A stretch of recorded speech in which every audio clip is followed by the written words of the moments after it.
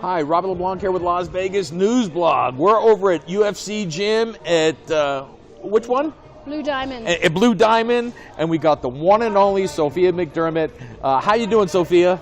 I'm well, how are you? Great, it's great to finally meet you. You've got such a wonderful story, wonderful history. What inspired you to want to start practicing jiu-jitsu?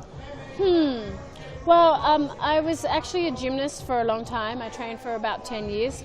And I trained in the elite squad in my group back in Australia. So the training was intense, both like mentally and physically. So I wanted to find something else that was the same. Okay. And yeah, I looked around and then I found jiu-jitsu and I loved it. And so as a kid, were you real athletic? Were you the tomboy, or? Yes, Yeah, okay. I was a tomboy, always a tomboy. Nice. I used to like to wrestle with the boys, try to compete with them. I was also a drummer, so I used to have drum-offs with the boys, yeah. But interestingly enough, I didn't really become an athlete until I was about 10, because I was a really sick little kid with asthma. I trained gymnastics with my identical twin sister, and we urged each other on, and we were each other's best friends and partners. And then I guess the jiu-jitsu was just my choice later on. I remember my sister, who was in Australia, she went to our senior school reunion, and I wasn't there, and everyone was saying, "Oh, where's Soph? Where's Soph?" And she said, "Oh, she's wrestling in Brazil."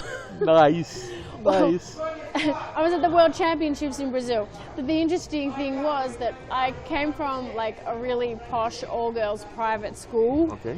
And to have chosen the path that I've chosen was very odd. Right. And when you just say it like wrestling in Brazil, it's just like, yes. Awesome, And awesome. my mum used to say to me, "Why didn't you just marry some nice lawyer and some nice doctor and just settle down?" Yeah. I can stay in Australia, you know? Like, no, I want to see the world, live other places, experience. And you've obviously seen the world. Like, I know you have a number of. You were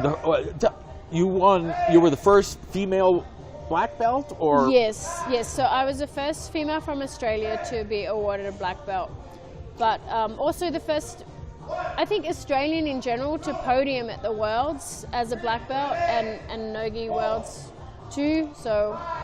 Awesome.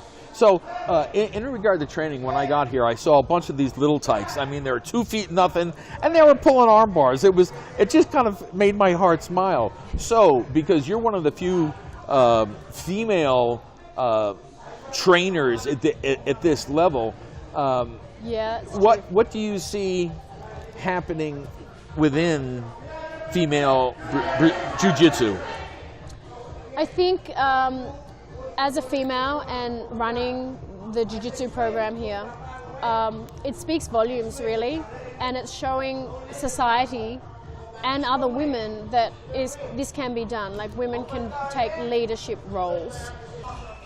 So with females, that being the big thing, I have some female friends that are training, and they're always telling me, you know, how do I train against a bigger guy or a stronger guy? What would you recommend to those female? They weigh 115 pounds and they got these big guys because they don't have anybody else to train with. Right, it's hard. That is one of the hardest aspects of training in this sport as a female. Two things. One is I do recommend they do some strength training, especially core training, but also superior technique, you know, and that's the beauty of this sport. It's not always the strongest person, it's good technique. And as a female who's often trained with heavier, stronger people, I've really understood that the movement needs to come from the hips, and it's about movement, superior movement, and being like 5 steps ahead of your opponent. Something else I notice in this industry is that sometimes certain teachers are a little harder to like get belts. I don't know. Is that what? Because you have to measure your progress somehow. So Yeah. what is your philosophy on that? I look at a few things. I think the people who award belts to their students do look at a few aspects. I try to keep it as even across the board as possible, but like as in favoritism or not, whether you're male, female, or whatever. But yeah, we look at dedication, work ethic, attitude. Competition can be a factor. I do know some people that only factor in competition, like how many things you've won. For me, I don't look at it like that. You may not choose to compete. You may not be a good competitor, but you still know stuff. Right. You still can be a good example for others on the mat. Yeah. All right. Awesome. So if somebody they might not live here in Las Vegas, but if they wanted to find a teacher, what should they look for in a teacher? Someone who is willing to guide them, not just in a technical manner. Really, like the role you play as a teacher is so much more than just showing a bunch of techniques. You are a role model. How you hold yourself, how you act, everything. It's so important, and others look up to you on that level. So, but also like being interactive and actually really caring about their progress.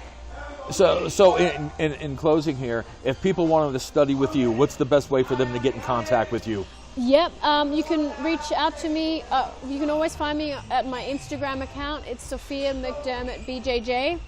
But I have a website too, and you can email me. My website is www.sophiafit.com, and my email there is sophia@sophiafit.com. All right. It's been a pleasure and an honor, and I look forward to talking to you again. Thanks for spending some time today. Thank you.